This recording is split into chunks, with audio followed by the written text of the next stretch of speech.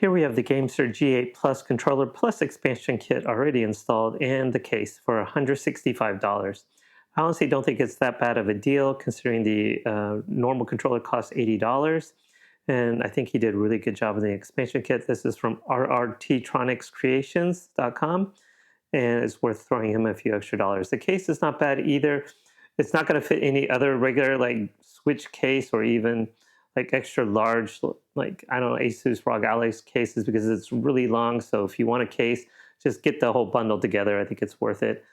As far as whether the controller is worth it, we'll get into that in a little bit. But I just want to show you the comparison of size between a non-expansion kit G8 versus the expansion and then just an Xbox controller. The case overall feels pretty straight. There's a little thin bit of padding here, a little bit of raised plastic. It fits just perfectly for the extended controller, and just a hard plastic, and there's a couple of latches. And I think it will stay pretty firmly in there if you're going to travel with this. Now, I do recommend running DS4 Windows since this thing shows up as a PlayStation controller instead of an Xbox One. You'll just get better compatibility overall.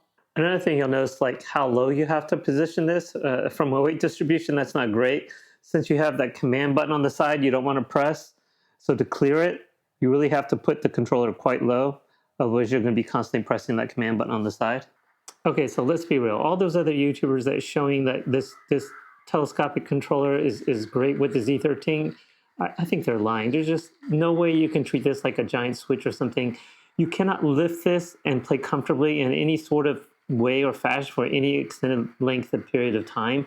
It doesn't even really can hold it that well. Like, it's going to fall out. Like, it wants to pop out of this side, like, or either side, unless you kind of like lean it back. Your arms are going to get tired almost immediately.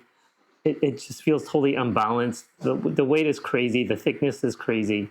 Like, you really need to lean it on a pillow or on your stomach or something to even use it. And at that point, you might as well put the kickstand out. And if you're going to do that, why don't you just use an Xbox controller then at that point? I don't really I can't find a good reason to use this. I'm trying to justify the cost, and it's pretty expensive. And then at that point, then, I don't really understand a value proposition for actually owning this thing. Yes, it's novel. It's kind of neat that this exists and it does work, technically speaking, but I can't justify a good reason for actually owning it. So here's an alternative style. If you open the kickstand and then clip the tablet into the controller, it's just too impractical. I think maybe in a Gen 2, Gen 3 version of a Z13 that's like maybe half the weight, half the thickness, then this could be something that's really cool.